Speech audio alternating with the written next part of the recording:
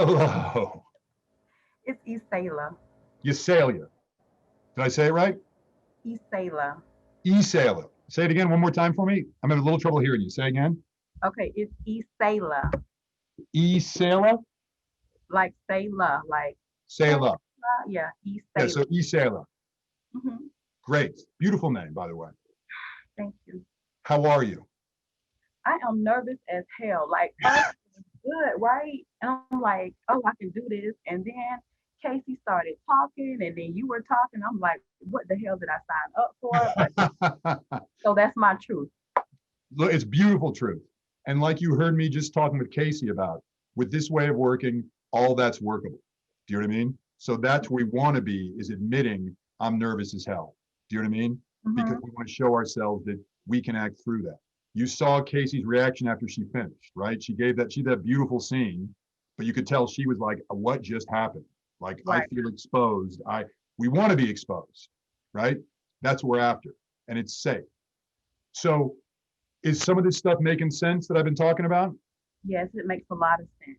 Um, I'm very excited to try to because I'm just like what Casey was saying with just how you're having all of these motions and you're trying to figure out what to do with them because you know you have a job to do and execute it.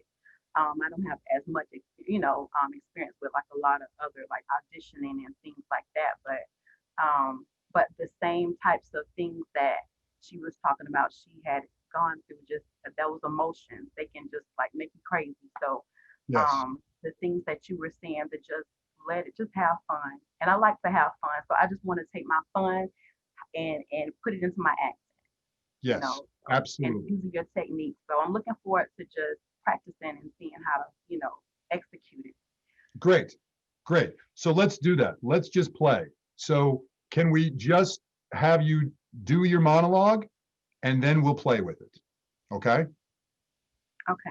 So whenever you're ready, just let it rip.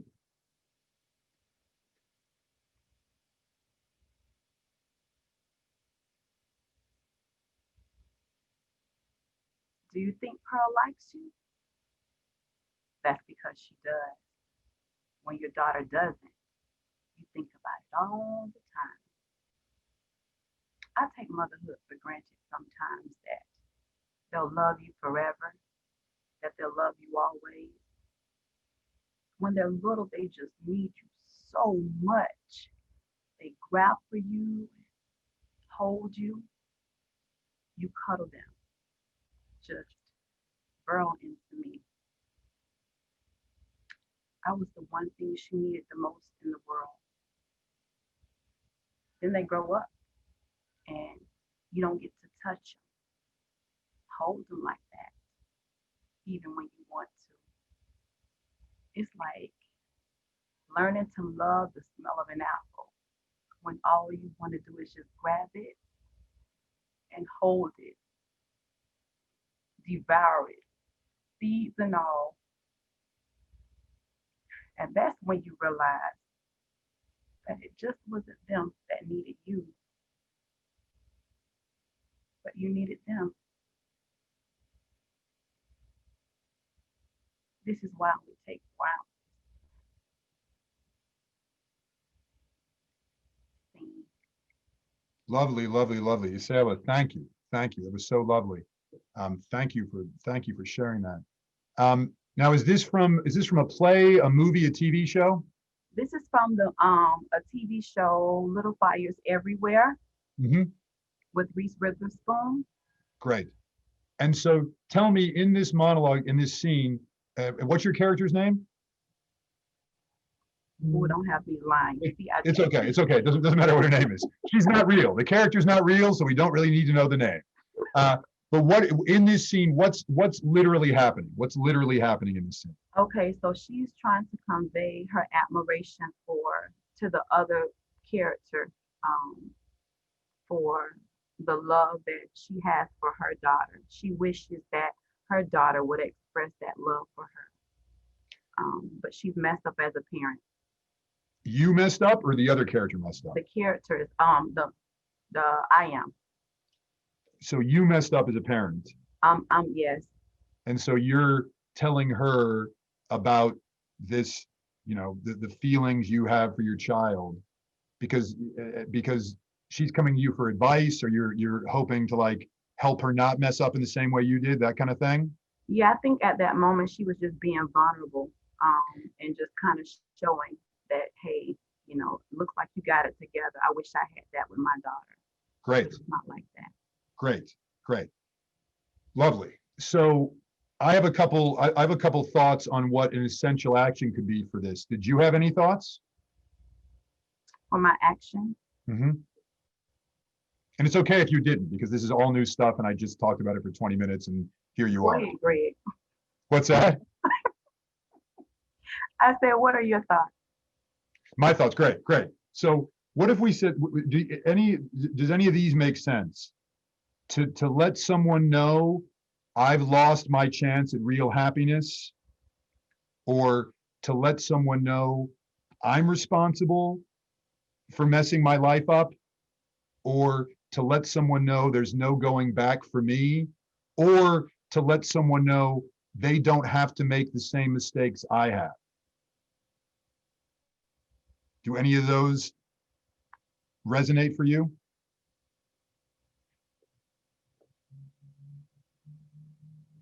To let, what was that first one you said? I'm sorry. So the first one was to, in a casual manner. Oh no, that was Casey. To let someone know I've lost my chance at real happiness. To let someone know there's no going back for me.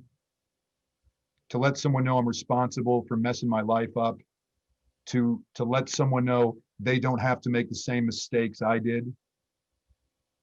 I think to let someone know they don't have to make the same mistakes I did. Fantastic, fantastic. So can you imagine a situation that hasn't happened from your life, but you could imagine it happening, where you were talking to someone you care about, not about being a parent, but about something else, and you're trying to help them by letting them know and sharing with them honestly this mistake that you made, that you see them about to do, and you're letting them know they don't have to do this. What comes to mind? I'm telling you about my own mistake. Is that what I'm doing? I'm sharing my mistake with you? With somebody, yeah. Well, I want you to imagine something from your real life that hasn't happened, but you could imagine happening. Like, I want you to think about a friend or a family member, someone you could, and again, it may not be something that's actually happening, but like what comes down for me, for example, is if someone was like about to have an affair, and I had an affair in my past and lost my marriage, and I'm trying to tell them like, look, man, I've been paying for this for 15 years. You don't have to do what I did. You don't have to go do this right now. Something like that. Does anything come to mind?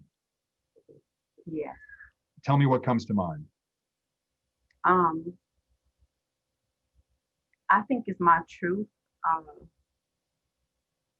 but I don't know if it's a mistake, but I think that I can, well, I know that my age kind of gets in the way, hinders me from doing the things that I really want to go 100% with, which is like acting. I have that kind of like in the back of my head, like I started too late, because it's been a passion of mine since forever.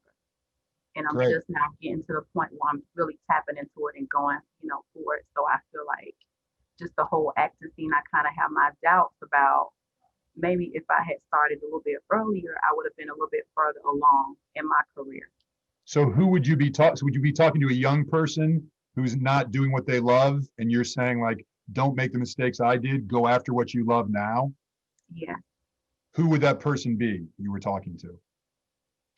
that would be one of my teams that I mentor. So Great. Can you picture which one it is?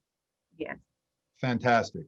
So Ysela, what I'm going to do is, and trust me, Casey was just as nervous, right? But it's the same thing with you. All you have to do is follow my directions.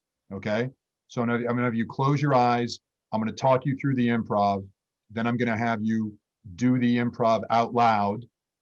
And then when I say monologue, you'll go into the monologue, and we might go back and forth, but you're aiming to do the same thing with the monologue that you're doing on the improv. Okay. okay. So all you have to do is follow along. So close your eyes. and be there with that teen that you mentor. And they're about to make what you think is a mistake, like not take a scholarship, not fill out the application, give up on their dream, whatever it is. And watch yourself with that person right now, wherever you're at. Really see where you're at with them.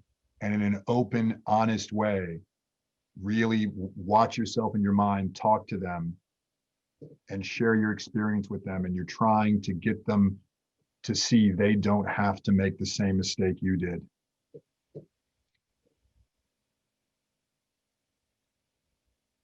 And see that person in your mind. They're not saying anything, they're just looking at you. But how are they looking at you?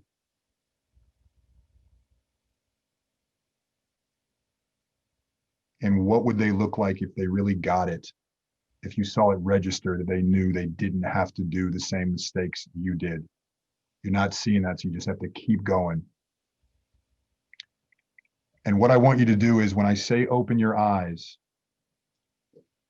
you're going to look at the black dot in the computer, but you're going to see the teen in your mind, okay? And you're going to keep doing this improv out loud, but seeing her in your mind, him or her, okay? Playing off the person you see in your mind. And when you hear me say monologue, you're going to go to the monologue, but still seeing that person the whole time and playing that same action, okay? Open your eyes.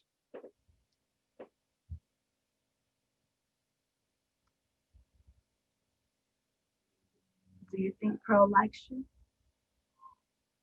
That's because she does. When your daughter doesn't, you think about it all the time. I take motherhood for granted sometimes, that they'll love you forever, that they'll love you always. When they're little, they need you so much. They grab for you, hold you. You cuddle them, just burrow into me. I was the one thing she needed the most in the world. Then they grow up, and you don't get to touch them, hold them like that, even when you want to. It's like learning to love the smell of an apple, when all you want to do is just grab it and hold it, devour it, seeds and all. And that's when you realize that it just wasn't them that needed you, but you needed them.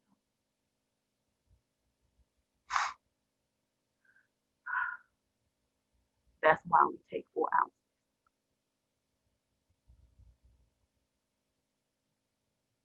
ounces. Ysela, that was so moving. It was just so moving. My goodness.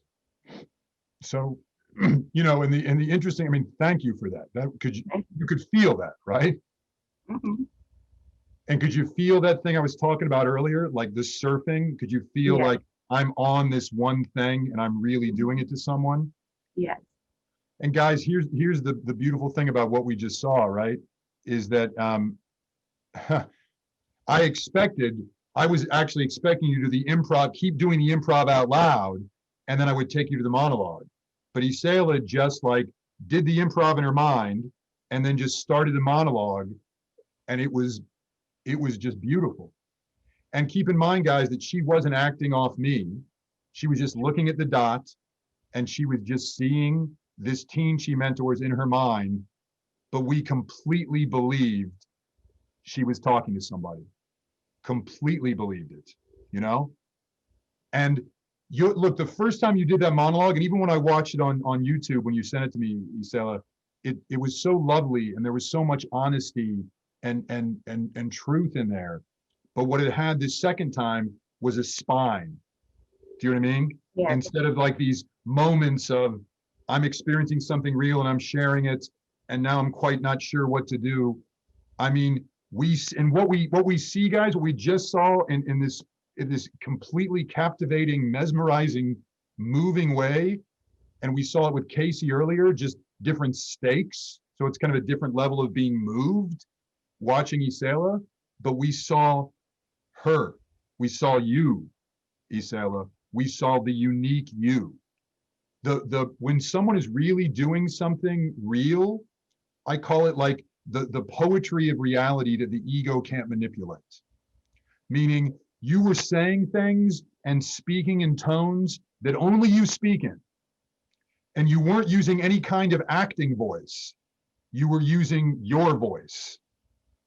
And we believed every iota of what you did because there was no character.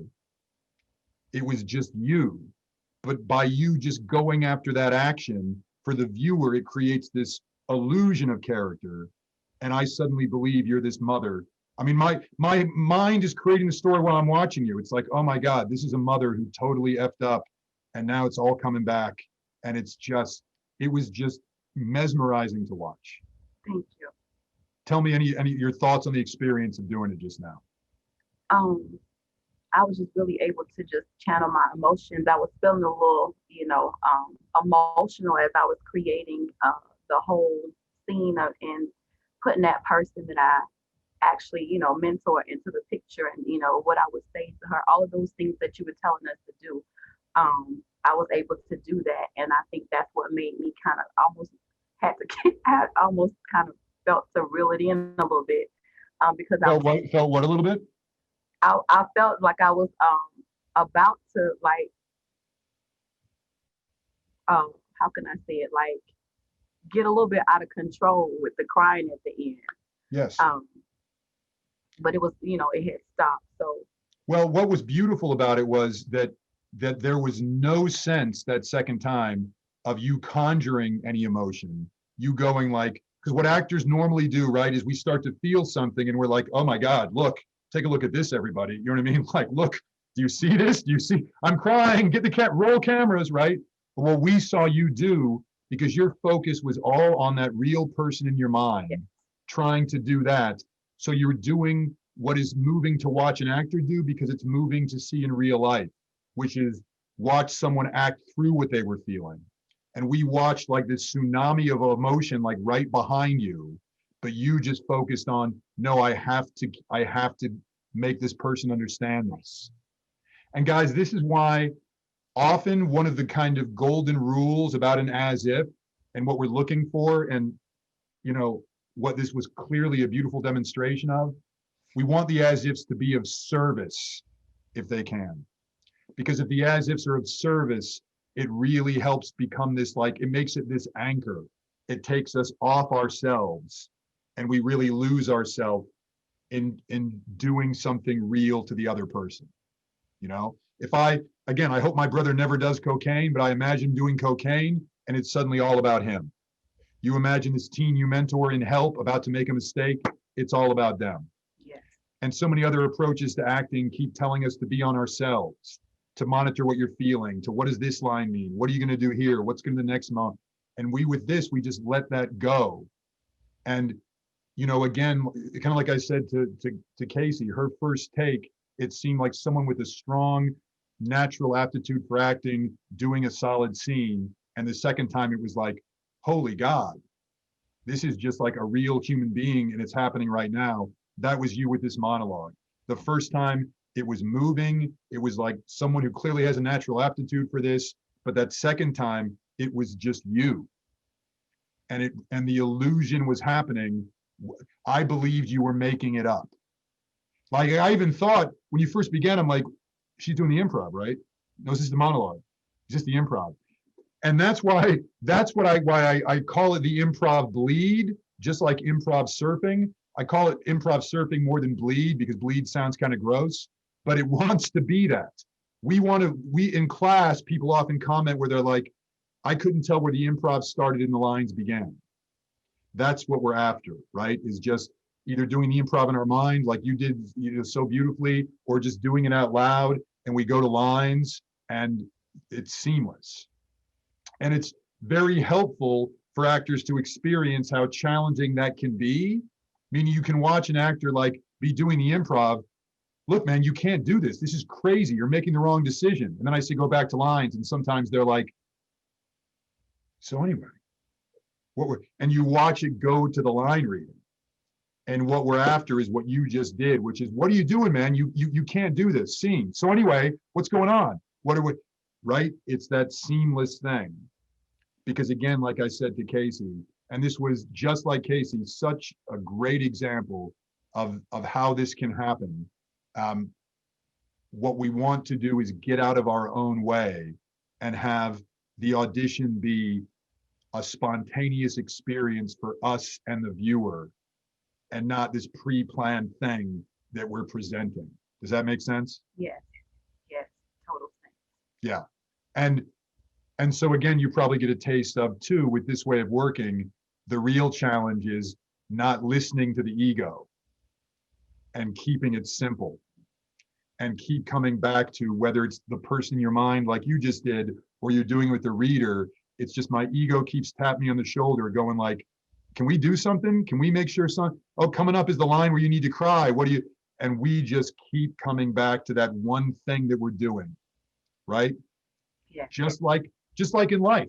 Do you know what I mean? I can come home and my wife can be really upset and she needs me to comfort her, and I'm exhausted and I don't want to, and I got 1,000 things on my mind. But the hero's journey is to like, let me just keep coming back and trying to comfort this person, you know, which I was watching you do in that monologue, and it was just absolutely riveting. Thank you. Thank you. You're so welcome. Thank you. Thank you for playing today. Bye-bye. Thank you. Thank you. Oh my gosh, that was so moving. I'm still choked up by that monologue. I'm a father too, so that monologue.